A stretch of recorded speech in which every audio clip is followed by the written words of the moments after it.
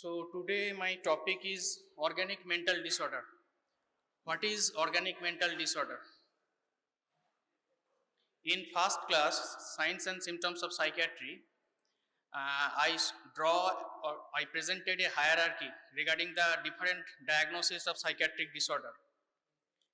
And at the beginning, there was organic mental disorder. Apart from organic mental disorder, there were functional mental disorder. So what is organic mental disorder and what is functional mental disorder? Any idea? Organic mental disorder are those where there is some clinical evidence is present. Clinical evidence. Suppose a man presented to emergency with irrelevant speech, there is a history of traumatic brain injury following road traffic accident, and there is a hematoma in the brain. This is a clinical evidence on CT scan or MRI finding, and this psychiatric presentation is due to subdural hematoma or subarachnoid hemorrhage. This is organic mental disorder.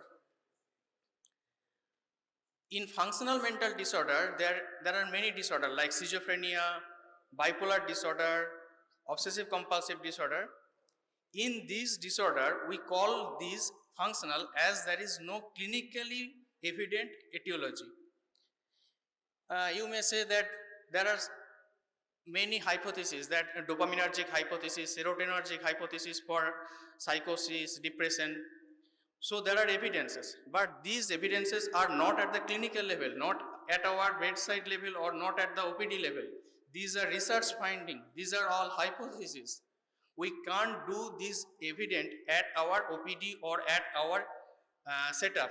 We can do this investigation only at higher setup where research are done. So clinically evident etiology is present in case of organic mental disorder, and in functional mental disorder, clinically evident etiology is usually absent. So what are the organic mental disorder? Mainly three: delirium, dementia, and amnestic disorder. And functional mental disorder, there are a number of functional mental disorders: schizophrenia, bipolar, obsessive compulsive disorder, depressive disorder, anxiety disorder, dissociative disorder, somatoform disorder. These are all functional disorder. Number three, visual hallucination predominant. These are not 100% correct. Usual finding. In case of organic mental disorder, there is visual hallucination present. But in case of functional mental disorder, auditory hallucination is predominant. When schizophrenic patient comes to us, there is history of auditory hallucination. If there is any presentation of visual hallucination in a schizophrenic patient, we must think of any organic etiology. Next is past history of any psychiatric disorder, usually absent in case of organic mental disorder. A 50-year-old patient came to OPD or emergency with sudden restlessness, irrelevant talk, and there is history of similar episode 20 years back at the age of 20. So this is most likely a functional disorder. In case of bipolar disorder, the course is episodic. So there is past history of mental disorder or psychiatric disorder. So past history of any psychiatric disorder is usually goes in favor of functional mental disorder. And in organic mental disorder, it is usually there is no past history of mental disorder. And similarly in family history is also absent in case of organic mental disorder. But in functional mental disorder, family history is usually present. Regarding onset, the onset is acute, sudden onset. The patient was absolutely fine and suddenly he or she developed some psychiatric manifestation. So the onset is acute in case of organic mental disorder, whereas the onset is gradual and progressive in case of functional mental disorder. And organic mental disorder are common in old age, whereas functional mental disorder are common in young age. This is a significant table. Many questions are asked in NEET, we will appear in next. These are important findings to rule out organic mental disorder from common functional mental disorder. Next slide, delirium. So I will discuss three disorders today: delirium, dementia and amnestic disorder.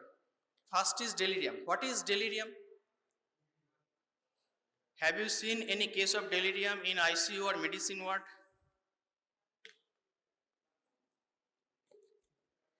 In ICU, a 50-year patient admitted with some long complicated surgery, and he is staying in the ICU for last 7 days, and suddenly he developed some irrelevant speech. This is delirium, that is acute confusional state. There is disorientation regarding time, place, person, and there is fluctuating course. When the doctor visits in the ward in the morning hours, the patient is absolutely fine, but in the evening, staff nurse or sister reports that there is some behavioral problem in the patient. So there is some fluctuating course, acute onset, confusional state, disorientation regarding time, place and person. These are the hallmark feature for delirium, and mainly seen due to some chemical changes in the brain or CSF. There are mainly three types of delirium. One is hyperactive delirium. Hyperactive means patient is restless, catheter ধরে টানাটানি করছে, channel খুলে দিচ্ছে, বেঁধে রাখতে হচ্ছে বেডে, that is hyperactive delirium. Second one is hypoactive delirium. Hypoactive delirium, patient flat হয়ে পড়ে আছে, রেসপন্স করছে না ভালোভাবে, semicomatose, that is hypoactive delirium. And third one is mixed, that is the course is fluctuating between hyperactive to hypoactive. Usually hyperactive delirium prognosis bhalo, good prognosis. In case of hypoactive delirium, the prognosis is poor. So the main clinical feature of delirium is acute onset, disorientation, fluctuating course, and attention concentration is impaired, and altered sensorium. These are the core hallmark features of delirium. Next, what are the predisposing factor and precipitating factor? Predisposing factor means the background. If these backgrounds are present, the subject may develop the disorder. So what are the common predisposing factor? Elderly male, age more than 60 years or 65 years, and male predominant. Cognitive impairment, there is history of forgetfulness, history of mathematical problem, history of judgment problem. So cognitive impairment beforehand. There may be functional impairment, history of neck femur surgery and prolonged immobilization for last 2 to 3 months. So prolonged immobilization. Sensory impairment, there may be some diabetic retinopathy, or due to some problem in cataract surgery, there is loss of vision. So sensory deprivation. Decreased oral intake, there may be fluid imbalance, there may be sodium potassium imbalance, that is dyselectrolytemia, and malnutrition. These are all predisposing factor. Next is drug. The patient takes several drug abuse like alcohol, benzodiazepine, these, and some coexisting chronic medical illness like chronic renal failure. Due to chronic renal failure, there is hyperuremic encephalopathy, there may be hepatic encephalopathy due to chronic liver disease. These are all predisposing factors. So if these factors are present, the subject may develop delirium in due course of illness. And what are the precipitating factor? Precipitating factor may be drug. I have used some drug to the patient, like any antibiotic, fluoroquinolone, levofloxacin or ofloxacin. The patient may develop delirium. The patient is on long-term benzodiazepine abuse. He suddenly stopped the benzodiazepine after admission. There may be delirium. There may be primary neurological disorder, cerebrovascular accident, that is stroke. Stroke is another factor. Others are CNS infection like meningitis, encephalitis, HIV encephalitis, herpes simplex encephalitis, long complicated surgery, and environmental factor. I have mentioned that prolonged ICU admission, use of physical restraint, pain and emotional stress. These are all precipitating factor for developing delirium. Now, what are the common cause we see in daily practice in our inpatient ward or ICU for developing delirium? First one is infection. There may be meningitis or septicemia. Second one is trauma. There may be traumatic brain injury. Mostly they came to emergency. Space occupying lesion, that is brain tumor. There may be vascular cause, infarction or hemorrhage, cerebrovascular accident. There may be metabolic cause, hepatic encephalopathy due to chronic liver disease, or uremic encephalopathy due to chronic renal failure. And drug abuse. There may be certain benzodiazepine withdrawal. These are the common causes of developing delirium in our ICU or in our medicine ward or surgery ward. Now, what investigation we should do? Usually all routine investigation to rule out the etiology which I have mentioned before. There may be metabolic changes, so I have to do all the investigation. Sodium, potassium, chloride, bicarbonate, to rule out any infection, HIV, VTRL, any vitamin deficiency, folate, B12. If there is alteration in LFT or any change in urea creatinine, I have to do the blood investigation and other investigation, significantly neuroimaging. CT scan or MRI is mandatory to rule out any organic pathology in the brain. And EEG may be done, it is not necessary. In EEG for delirium, there is slowing of waves, it is seen. Next is management. So, pharmacological management, in case of delirium, we usually use low dose antipsychotic. Low dose antipsychotic means we give very low amount of conventional dose. Usually haloperidol, olanzapine, risperidone, quetiapine, these may be given. And what are the non-pharmacological intervention? Minimal restraint. Keep patient bed close to the window. একটা patient 7 দিন 8 দিন ধরে আইসিইউতে আছে, সে একই রকম light একই রকম এনভায়রনমেন্ট পাচ্ছে, সে বুঝতেই পারছে না কখন দিন কখন রাত। তা স্বাভাবিকভাবেই তার একটা ডিসওরিয়েন্টেশন হবে টাইম সম্বন্ধে। তাকে যদি আমি তার বেডটাকে যদি একটা উইন্ডোর কাছে রাখি, তার যদি আমি উইন্ডোর কার্টেন সরিয়ে দিই, সে যদি বুঝতে পারে, তার সামনে যদি ঘড়ি রাখি, তাহলে এই ডিসওরিয়েন্টেশনটা আরো ইমপ্রুভ করে। So keep patient bed close two Windows.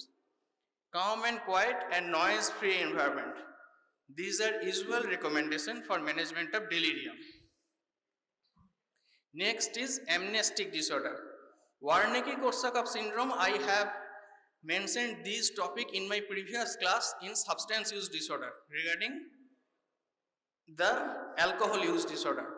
So what is Wernicke encephalopathy and Korsakoff syndrome? Wernicke's encephalopathy, that is mnemonic is GOA, G-O-A. That is global confusion, ophthalmoplegia and ataxia. This is usually seen due to vitamin B1 or thiamine deficiency, and that is if thiamine is not supplemented, this may land into Korsakoff psychosis, which is a irreversible state. Apart from alcohol, there are many reasons for developing Korsakoff psychosis like dialysis, long-term dialysis or bariatric surgery. Due to bariatric surgery, there are poor absorption of vitamin from the gut. So these lead to Korsakoff psychosis. So treatment is vitamin B1 or thiamine supplementation. And in MRI, we see microhemorrhage in the mammillary body. This is the finding in case of Korsakoff psychosis. There is hemorrhage in the mammillary body.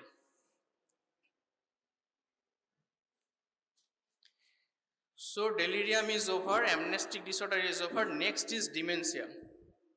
What is dementia? Have you seen any of your family members suffering from dementia, your elderly grandparents or grandmothers? Dementia is very common nowadays in our society. There is cognitive deterioration global cognitive deterioration in all domain in clear consciousness. In delirium, there is fluctuating level of consciousness or there is altered sensorium, but in dementia, the sensorium is intact. The consciousness is intact, but there is cognitive deterioration. Cognition means higher mental function. I have mentioned this in mental status examination. Higher mental function means attention, concentration, memory, judgment, abstract thinking, all these goes into higher cognitive function. So global deterioration in higher cognitive function in clear consciousness, that is dementia. Progressive decline in memory, agnosia, apraxia, aphasia and executive dysfunction. What is executive dysfunction? Executive dysfunction মানে আমি জামার button লাগাতে পারছি না, কিভাবে চুল আঁচড়াতে হয় আমি পারছি না। These are executive dysfunction. আমি ঘড়ির রিস্ট ওয়াচ পড়তে পারছি না, executive dysfunction. Usually these are progressive, slow onset, gradual onset, progressive, usually after the age of 60, affects mostly elderly person. Now the most common etiology is Alzheimer's. Alzheimer's is most common in Western countries, but in our country the most common cause is vascular, that is cerebrovascular accident or stroke. Others causes are frontotemporal dementia. Next is Lewy body dementia, Parkinson's dementia, vitamin deficiency. Other causes are infection. There may be HIV infection, there may be syphilis, there may be prion disease. Hypothyroidism is chronic hypothyroidism. Chronic untreated hypothyroidism may lead to cognitive deterioration. Traumatic brain injury, dementia pugilistica. This is seen in boxers, dementia pugilistica or punch drunk syndrome. Space occupying lesion, that is brain tumor, and normal pressure hydrocephalus. These are the all common causes for dementia. So Alzheimer's is 50 to 75%. Most common cause of Alzheimer's worldwide. Vascular cause, that is cerebrovascular accident or stroke, ischemic or hemorrhagic stroke, 20 to 30%, and very small amount, that is Lewy body dementia and frontotemporal dementia. So what are the difference between delirium and dementia? The onset is sudden in case of delirium. In dementia, the onset is slow. The course of delirium is usually hours. After 2 to 3 days or after 24 to 36 hours, delirium is usually cured. But dementia is progressive. It usually happens months to years. Course is fluctuating in case of delirium, but in dementia, the course is progressive. Attention, memory, speech, these are all usually impaired in case of delirium and dementia both. And sleep-wake cycle, this is usually disturbed in delirium but preserved in early state of dementia. So Alzheimer's dementia. Alzheimer's dementia is the most common etiology of overall dementia. In Alzheimer's disease, there are two main findings that are important. One is senile plaque. These are due to amyloidosis in the brain, senile plaque, and another one is neurofibrillary triangle. Senile plaque and neurofibrillary triangle, these are important finding in histopathological examination or post-mortem finding in dementia patients, senile plaque and neurofibrillary triangle. So this is the pathophysiology, main important finding. Amyloid plaque or senile plaque, neurofibrillary triangle. There is cholinergic insufficiency, deficiency of acetylcholine, so leads to hypotransmission from the synapse. And there is chronic neurological inflammation due to oxidative stress. These all leads to Alzheimer's dementia. So this is the healthy brain on left side, number C. And in case of severe Alzheimer, there is atrophy of brain parenchyma. So what are the common clinical features? Amnesia, agnosia, apraxia, aphasia. There may be Psychological symptoms, there may be suspiciousness, there may be restlessness, and word finding difficulty. আমি জিনিসটা ধরছি কিন্তু নামটা মনে করতে পারছি না, এটা ওই জিনিসটা, নামটা আমার মনে পড়ছে না, word finding difficulty. Executive dysfunction, planning, organisation and sequencing, আমি কোনটার পর কোনটা করব, আমাকে খেতে দিয়েছে কোনটার পর কোনটা মাখিয়ে খাবো সেটা আমি বুঝতে পারছি না, আমি প্রথমেই ভাতের থালায় জল ঢেলে দিলাম। Planning, executive dysfunction, executive dysfunction. Next one is confabulation. Confabulation is আমার একটা মেমোরিতে গ্যাপ আছে, আমি নিজের মতো একটা গল্প বানিয়ে ওখানে বলে দিলাম, সেটা আদৌ হয়নি, that is confabulation, filling the memory gap with imaginative ideas. And focal neurological signs and symptoms seen in vascular dementia. 40% cases of Alzheimer's disease is familial. So in cases of familial Alzheimer's disease, these genes are important. Number one is APP, amyloid precursor protein, APP, chromosome number 21, presenilin 1, that is chromosome 14, and presenilin 2, that is chromosome 1. And in case of non-familial Alzheimer's disease, the significant gene is ApoE4 gene. These are all important MCQ for NET PG and next. MMSE is the screening test for dementia. Mini mental state examination. Maximum score is 30. Here, orientation, attention, registration, all are checked. This is clock drawing test in case of dementia patient. Now the pharmacological management. Pharmacological management, I have said that there is acetylcholine deficiency. So I have to increase the level of acetylcholine. So cholinesterase inhibitor, that is donepezil, is used. NMDA antagonist, that is neuroinflammation. To decrease the neuroinflammation, there we use memantine. So memantine, donepezil, these are common drug for dementia. These are from pharmacology. Second generation antipsychotic like quetiapine, risperidone, these are usually used for behavioral and psychological symptoms of dementia. And for sleep disturbance, melatonin is used. Not benzodiazepine is recommended for sleep disturbance in case of dementia. Frontotemporal dementia, this is called Pick's disease. As that is, in case of Alzheimer's disease, there is neurofibrillary triangle and senile plaque. Here Pick's body are found. Frontotemporal dementia, mainly there is degeneration in the frontal lobe and temporal lobe. Due to frontal lobe degeneration, there is disinhibition, behavioral change, and due to temporal lobe involvement, there may be speech deficiency. And Lewy body, the three core features of Lewy body are fluctuating level of consciousness, visual hallucination, and symptoms of Parkinsonism not responding to conventional therapy. These are core three features of Lewy body dementia. Lewy body is usually histological finding in case of postmortem brain. Creutzfeldt-Jakob disease or prion disease. Prion disease, this is misfolded protein. Normal prion protein, that is PRPC. In case of disease, that is misfolded prion protein, PRPSC. And in case of prion disease, it is called spongiform encephalopathy. And in EEG, there is triphasic waves are seen. So spongiform encephalopathy, PRPSC, and triphasic wave, these three findings are important. At least you have to remember these 3 points. Triphasic wave, this is a finding of Creutzfeldt-Jakob disease. 65-year-old elderly person, predisposing factor, male, predisposing factor, history of diabetes and hypertension.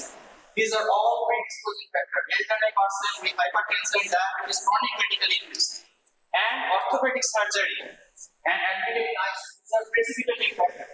Orthopedic surgery, prolonged stay in ICU, these are precipitating factors for developing dementia.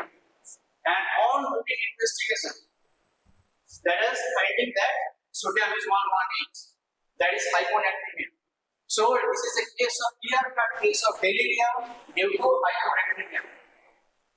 how to manage? First, connect the etiology. So I have to make the hyponatremia with second profile. I may have to give some other drugs like the low dose antipsychotic. It may be haloperidol, it may be quetiapine, it may be olanzapine. Case 2, 72-year-old female suffering from 3.5 years. So long course, not acute onset, gradual onset, progressive course, 3.5 years. Could not remember the pet dog's name, misplaces objects, difficult in finding appropriate words. এটার নাম কি বুঝতে পারছেন? ওইটা কিছু একটা বোতলে কিছু একটা রাখা আছে মনে হচ্ছে না। And everything identifies with this and that. That is what I need to be done. Her sleep was disturbed, agitated behavior, and there is suspiciousness. So provisional diagnosis is dementia, not Alzheimer's. If I have to diagnose Alzheimer's, I have to do MRI. I have mentioned in the previous slide. If you are interested, go through this previous slide. 28-year-old, young age, presents to emergency with disorientation to time-based person. Here, interesting finding is that alcohol abuse for last 7 to 8 years. Regular intake. This is Warneke Korsakoff psychosis. Warneke is encephalopathy. There may be amnesia, chronic alcohol use, contaminated deficiency, Warneke is encephalopathy. Warneke is encephalopathy. 3 main components is GOA, global confusion, ophthalmoplegia, and ataxia. For ataxia, there was gait disturbance, disorientation, global confusion, disorientation, time-based concept, and ophthalmoplegia. So this is a case of Warneke encephalopathy in chronic alcohol abuse.